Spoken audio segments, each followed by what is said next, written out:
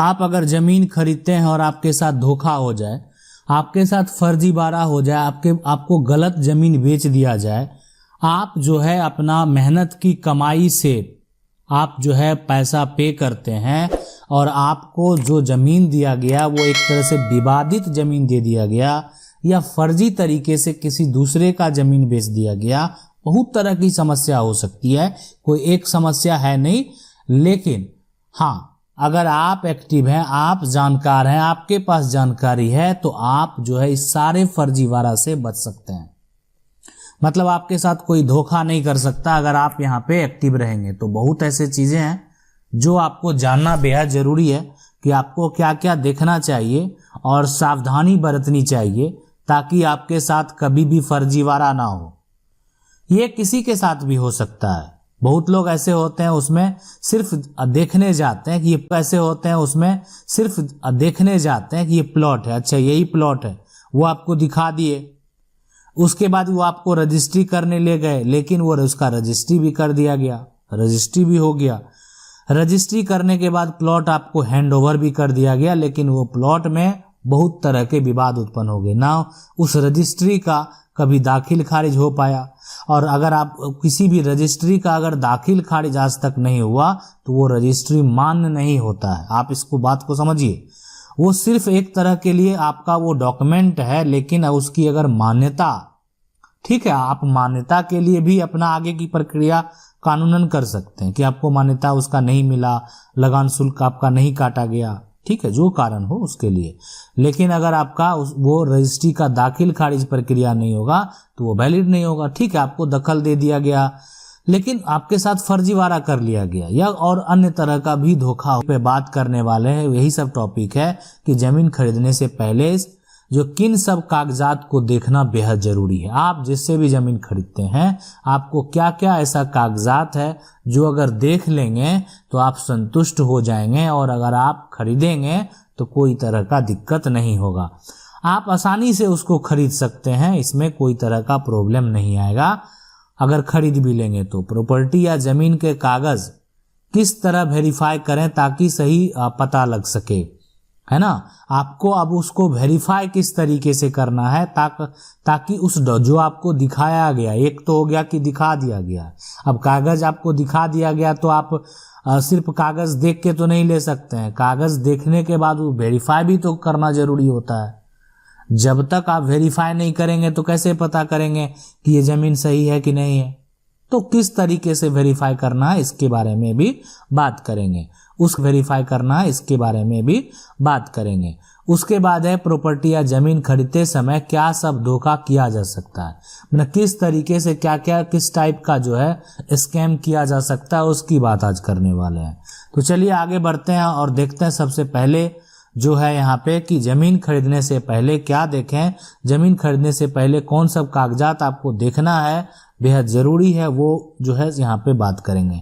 देखिए, जब ये जमीन आपको दिखाया गया ना इस तरीके से, तो सबसे पहले जब ये प्लॉट आपको दिखाया गया तो इस प्लॉट का आप पहला चीज ये देख लें कि उसके वो रसीद कटा रहा है कि नहीं कटा रहा, मतलब लगान शुल्क जो है वो सरकार को टैक्स दे रहा है कि नहीं दे रहा है ना। दूसरा, अब रसीद तो आपको दिखा दिया गया, ठीक है, वो देख लेना चाहिए। आप चाहें तो उसका नकल भी ले सकते हैं, फोटोकॉपी जब आप उसको खरीद रहे हैं तो बिल्कुल आपको वो नकल लेना चाहिए। दूसरा, जब वो आपको जो है जो व्यक्ति बेच रहा है उसका दो तरह का जमीन हो सकता है, एक होता है खतियानी, दूसरा खुद उसका खरीदा हुआ। अगर जमीन खतियानी है तो आप उससे खतियान जो है ले सकते हैं उसका नकल जो है देखने के लिए, अगर नहीं है तो ये जो है ऑनलाइन भी अवेलेबल रहता है। उसके बाद जो है या रहना भी चाहिए, ऐसा नहीं है कि आप जमींदार हैं, जमीन बेच रहे हैं, जमीन खरीद बिक्री का काम कर रहे हैं और जमीन का खतियान ना हो।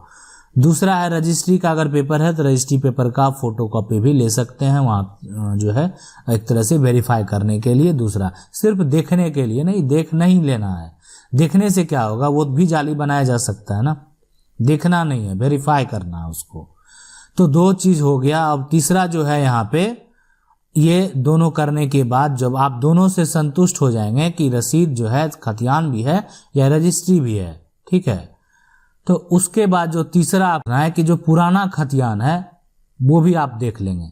देखिए ये तीसरा जो पॉइंट है ये बहुत लोग नहीं देखते हैं, बहुत लोग नहीं देखते हैं, या बहुत लोगों को पता भी नहीं है कि इससे पहले देखना जरूरी है कि नहीं देखना। हो सकता है कि जो नया सर्वे में खतियान बना वो इसके नाम से दर्ज हो गया, ठीक है, तो एक विवाद उत्पन्न हो सकता है और ये व्यक्ति जो है जमीन किसी दूसरे पार्टी को बेच रहा है। मतलब ये जमीन पहले किसी और का था 1905 में, और अब जो है यानी जो 1960 का सर्वे हुआ उसमें किसी और का हो गया, और 1960 में जो व्यक्ति जिसके नाम से हुआ वो बेच रहा है उसको। तो यहाँ पे दिक्कत हो सकती है ना, इसलिए जो असली मालिकाना है कि ये 1905 वाले, मान लेते हैं 1905 वाले ए हैं और 1960 वाले का जो मालिक है वो बी बन गया, तो अब बी उसको बेच रहा है, बेचने का अधिकार बी को ही है, लेकिन ए अगर अपना फाइट करेगा तो संपत्ति फिर तो वापस जरूर मिलेगा उसको, है ना। तो ये यहाँ पे समस्या है ना, तो ये यहाँ पे समस्या जो है भी है। तो इसलिए अगर आप पुराना भी देख लें तो ज़्यादा सही है। दूसरा, जो उसका रजिस्ट्री का पेपर है ना, जो रजिस्ट्री का पेपर है उसको भी वेरीफाई कर लें उसका। अच्छा ठीक है, उसका उस रजिस्ट्री का अगर दाखिल खारिज हो गया ना तो फिर आगे आपको ज़्यादा खरीदने वाले को कभी दिक्कत नहीं होता है। जमीन आप खरीद लिए और आपका दाखिल खारिज हो गया और आपका कब्जा भी है, तो कानून में लड़ने के बाद भी जो है बहुत तरह का झमेला उत्पन्न होता है। यानी हमेशा कब्जाधारी, उसके बाद जिसका वर्तमान में लगान शुल्क जो पे कर रहा है, रजिस्ट्री का कागज है, सही है सारा डॉक्यूमेंट, तो वहाँ पे उस केस में वो जो है थोड़ी देर के लिए वो वैलिड करार होता है, ठीक है। अब डिपेंड करता है किस तरह का विवाद है, वो विवाद पे भी डिपेंड करता है, लेकिन फिलहाल अगर इसमें बात करें तो ये यहाँ पे थोड़ा देर के लिए जो होगा वो वैलिड ही माना जाता है। अगला जो यहाँ पे जो बात वो है कि प्रॉपर्टी या जमीन के कागज को किस तरह वेरीफाई करें ताकि सही पता लगा सके। जो आपको रसीद दिया, हम आपको पहले बोले कि पहला चीज आपको रसीद लेना है, और रसीद का जो है वो रसीद को जाके कर्मचारी या पटवारी के पास जाके वेरीफाई करवा लें अपने कार्यालय में, जो आपके राजस्व के कार्यालय हैं या आपके जो अंचल कार्यालय हैं, वहाँ पे जो कर्मचारी पटवारी बैठते हैं, जो आपका भूमि संबंधित लैंड संबंधित विभाग है, वहाँ पे जाके उस रिकॉर्ड को मिला के देख लें कि ये सही है कि नहीं है। दूसरा जो यहाँ पे है, और उसके बाद जब वहाँ पे आप वेरीफाई करा लेंगे तो अगर आपको सही साबित हो गया तो दूसरा जो है आप खतियान भी जाके देख सकते हैं। खतियान ठीक है, आप ऑनलाइन भी मिलान कर सकते हैं। हाँ, पुराना अगर आपको रिकॉर्ड देखना है तो पुराना रिकॉर्ड अगर आप दिखवा लें तो फिर आपको तो समझ सकते हैं कि कभी कोई दिक्कत ही नहीं आएगी। ये बहुत काम नहीं करते हैं, बहुत लोग नहीं करते हैं, लेकिन आप चांसेस भी अगर बात करें कि जो जमीन में होता है तो 1% ऐसा केस आता है कि गड़बड़ी हो गया, पुराना में किसी और का टाइटल था, लेकिन आप समझ सकते हैं 99% या 99 पॉइंट अगर हम बोलें 9% ऐसा मामला सही रहता है। लेकिन 1% वैसे भी लोग अगर बात करें आ जाते हैं, है ना, तो 99 केस समझ सकते हैं सही है। 1% वैसे आ जाते हैं जिनका पुराना में मालिकाना हक होता है, नया में किसी और का होता है, और नया वाला व्यक्ति दूसरे को बेच देता है जमीन, तो मामला तो चला गया कोर्ट में, टाइटल यहाँ पे सूट चल रहा है, तो हो सकता है कि आपके हाथ से खरीदा हुआ जमीन वापस चला जाए। तो इसलिए ये सतर्क अगर आप रहेंगे तो आपके साथ फर्जीवाड़ा होने का कोई चांस ही नहीं बनता फिर, ठीक है। आगे देखें, सबसे पहले अगला जो है यहाँ पे टॉपिक, उस पे बात करने वाले हैं कि प्रॉपर्टी या जमीन खरीदते समय क्या सब धोखा किया जा सकता है। देखिए, धोखा जो है वो इस तरीके से किया जा सकता है। देखिए, सबसे बड़ी बात यह है कि जो जमीन है, पहला, ठीक है, बेचने वाले के नाम से रसीद नहीं कट रहा है। बेचने वाले के नाम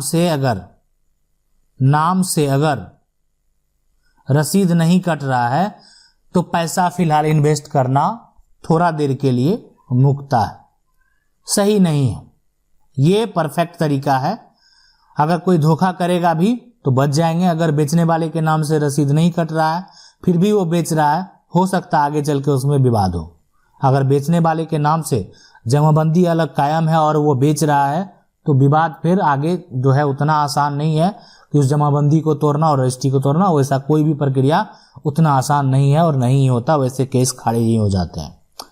दूसरी बात है, ठीक है, दूसरी बात है यहाँ पे, सबसे पहले जो बेचने वाला है अगर उसकी जमीन दाखिल रजिस्ट्री है, रजिस्ट्री का कागज है और उसका दाखिल खारिज नहीं हुआ, रजिस्ट्री के आधार पर रजिस्ट्री किया जा रहा है, हो सकता है उसका दाखिल खारिज रिजेक्ट किया गया होगा कोई कारणवश, और फिर आपको रजिस्ट्री कर रहा है, तो रजिस्ट्री के आधार पर रजिस्ट्री मान लेते हैं कर दिया थोड़ा देर के लिए।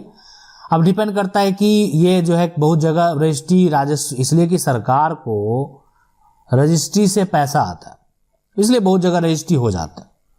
वो रजिस्ट्री जो है वहां पे रुकेगा नहीं, नहीं भी नाम से रजिस्ट्री है उसके आधार पे रजिस्ट्री कर दिया गया, उस रजिस्ट्री का बिना दाखिल खारिज किए हुए भी रजिस्ट्री तो हो गया, लेकिन यहाँ पे फिर आपका भी दिक्कत हो गया, आपका भी रजिस्ट्री फंस गया, तो ऐसा झमेला हो सकता है। तीसरी अगर बात करें यहाँ पे कि जमीन जो है नया सर्वे में व्यक्ति के नाम आ गया, अब वो बेच रहा है, अब पुराना में किसी और के नाम से, तो ये अगर आप वेरीफाई कर लेते हैं इस और के नाम से, तो ये अगर आप वेरीफाई कर लेते हैं तो इससे भी आप बच सकते हैं। बहुत ऐसे चीज़ हैं। अब आपको अगर कुछ ऐसा लगता है तो आप हमें कमेंट कर सकते हैं, आपको अगर ऐसा कुछ समस्या है तो आप हमें कमेंट कर सकते हैं, मतलब इस तरह से रिलेटेड अगर कोई भी समस्या है या अन्य भी कोई समस्या है तो आप हमें कमेंट कर सकते हैं।